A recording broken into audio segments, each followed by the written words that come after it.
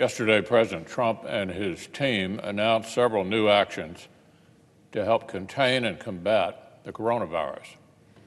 The President invoked the Defense Production Act, laying groundwork to manufacture more medical equipment. The Department of Health and Human Services will let medical professionals practice across state lines. The Department of Defense will deploy hospital ships and transfer millions of respirator masks and thousands of ventilators to HHS. The FDA will deepen partnerships with commercial laboratories to expand testing. The Department of Housing and Urban Development will suspend foreclosures and evictions on FHA-insured mortgages. And the Department of Homeland Security reached a mutual agreement with Canada to close our northern border to non-essential travel. Major steps, Madam President, as we confront a major crisis. Here in the Senate, we're preparing to take further bold steps of our own. Yesterday, we passed legislation from the House that will provide some American workers with additional benefits during this emergency. As I explained yesterday, that legislation was hardly perfect. It imposes new costs and uncertainty on small businesses at precisely the most challenging moment for small businesses in living memory. So the Senate is even more determined that our legislation cannot leave small business behind. Support for small business is one of the 4 key components of the much bolder proposal we are finalizing. Chairman Rubio and Chairman Collins have been crafting a major plan to help small businesses survive this crisis and help workers continue to get paid. We're talking about new federally guaranteed loans on the order of hundreds of billions of dollars to address immediate cash flow problems. No massive new bureaucracy. We want to let qualified small businesses get liquidity through familiar institutions, their own community banks, credit unions, or nationwide lenders. As Chairman Collins explained yesterday, owners will not be able to use the funds to give themselves raises or increase their own profits. The point is to help small business endure, help workers keep their jobs, and help both businesses and workers emerge from this ready to thrive. As Chairman Rubio explained, the portions of these funds that small businesses use on core expenses, such as paying workers and paying their rent or mortgage, will convert into grants they will not need to pay back. This will make sure that even lower profit margin Main Street businesses get a fighting chance to stay open and continue paying workers. This is straightforward, a rapid injection of cash to help small businesses through this turmoil.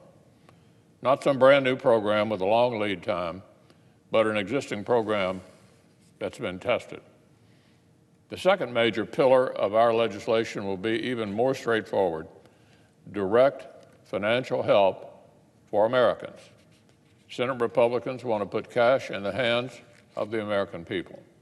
Chairman Grassley and a number of our colleagues are finalizing a structure that will get assistance to individuals and families as rapidly as possible. No tangled Washington process with 1,000 cooks in the kitchen.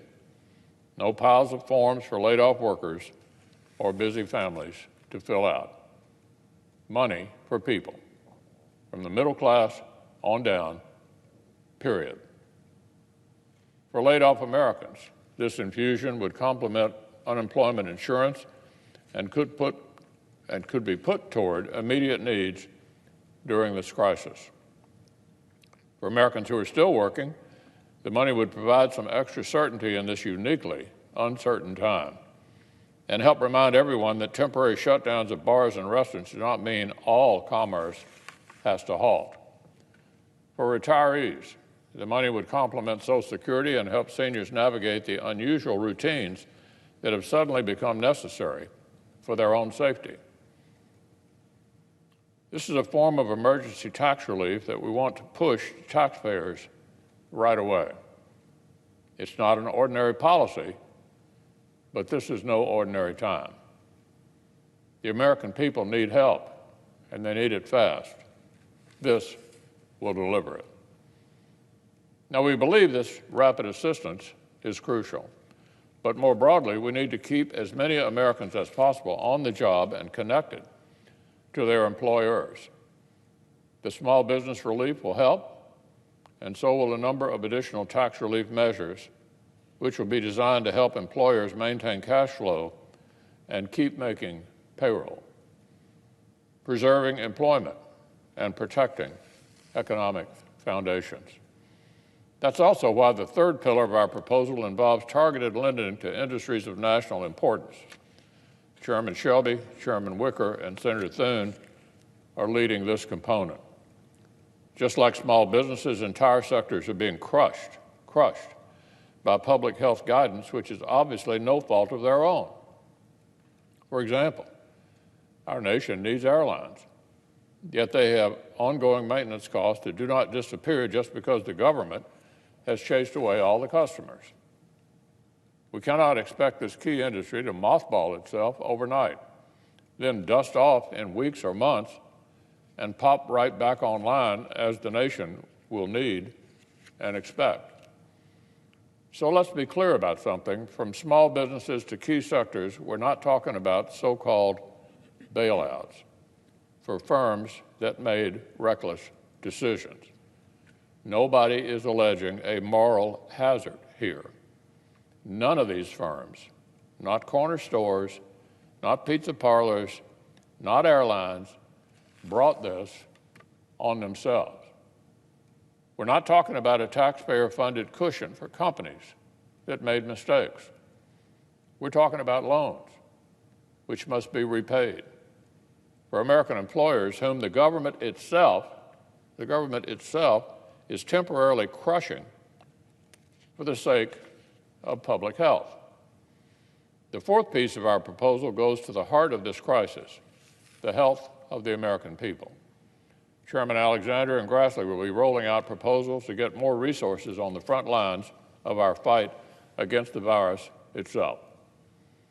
Because to be clear, Madam President, nothing I've laid out so far will represent a typical economic stimulus in the way that we think of that term. Nobody